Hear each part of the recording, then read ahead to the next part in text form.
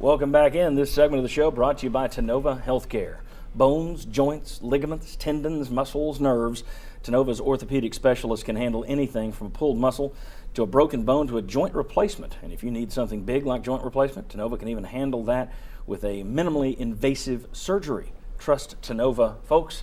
I can tell you that I do. And my quad does, because it's no longer an accordion, thanks to the folks at Tennova. All right, want to welcome in Shazon Bradley, former Vol defensive lineman. Thanks for being with us. Thank you, guys. I'd like to say, before you ask me any question, ask anybody any question, I'd like to say thanks to Coach Jones for showing big orange guts. There's nobody left on Tennessee's schedule that they're not capable of beating. And Pig Howard is a player. It made a mistake, you dropped the ball, so be it. Pig, you're a hero. If anybody says anything to you this week about not being a hero, my number's in the book. That's somebody to have on your side. And I thought Sterling stole the show. All right, or Chuck. Okay, guys.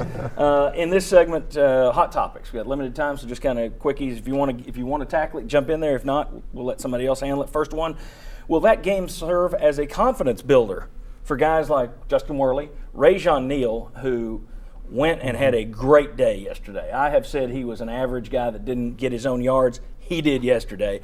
And then guys like Pig Howard, who he mentioned. He had a great game up until that last day. Is this a confidence builder or no? Yes. No doubt. And also, I think throw the offensive line in there. Yeah. I mean, they finally play like they're capable, so throw them in there too. And the defensive line was actually coming up. They wouldn't get their hands on the guy and getting rid of him quick enough. They were coming up. If the linebackers had come up and pursue just a little bit more quicker on off the ball, off the snap, Tennessee will shut down anybody's offense. That's all they like.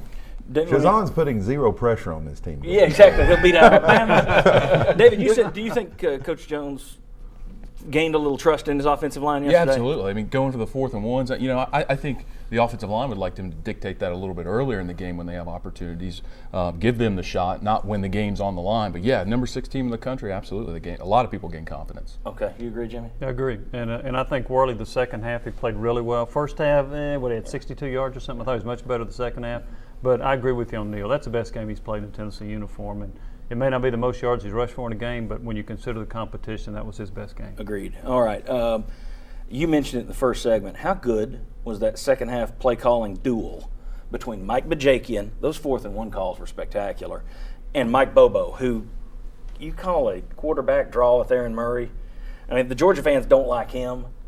There's a lot of people in the country who would hire him in a second. I thought those two going back and forth, the call that you thought was the biggest of the game, yep. I thought those two just had a great game back and forth. Fun to watch. And I think what you got with Bajakian going for it on 4th down, and I think, we probably touched on it earlier, it's not just going for it on 4th down, it's what he did on 4th down. I mean, they were fantastic calls that if Tennessee had just lined up and said, okay, we need 2 yards, we're going to try to bull for it, and you don't make it, you go, well, that's pretty standard stuff. That's what impressed me was the type of calls. I thought Georgia takes a timeout. They come out of that timeout on one of those 4th one. I think it was the last 4th and 1. But instead of hammering in the inside, he runs the play action.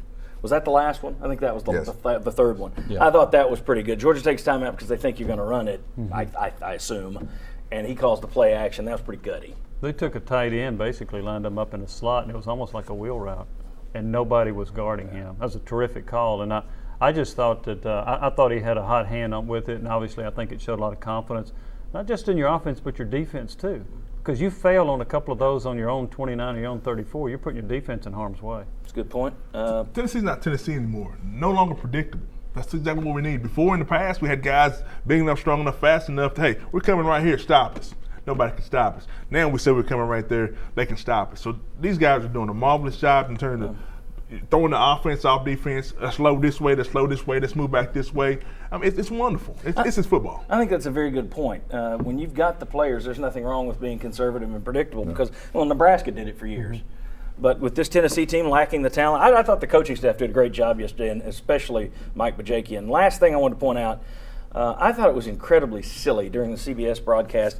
They kept talking about Butch Jones needing a signature win. And I thought, if you want to say Tennessee needs one, that's fine. Butch Jones coaching his 6th game. And at one point, they compared him to Mark Richt's hobnail boot game in his first year. And I'm wanting to scream at the television set because I know fans are hearing it saying, yeah, we need to be like Mark Richt.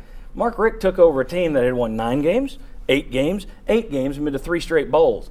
The difference between what he inherited and what Butch Jones inherited is the difference between night and day. I thought that was overblown, the signature win stuff for Butch Jones. Am I wrong on that? We as a fan base, we want one really bad, but Butch Jones doesn't need one. Look, when you look at everybody's preseason predictions, we all expected to lose to Georgia.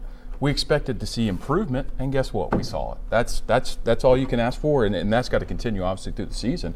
And if they keep doing it, he'll get one. One thing about the game of football is kind of like the definition of insanity. You keep doing the same thing over and over and over again, expecting a different outcome.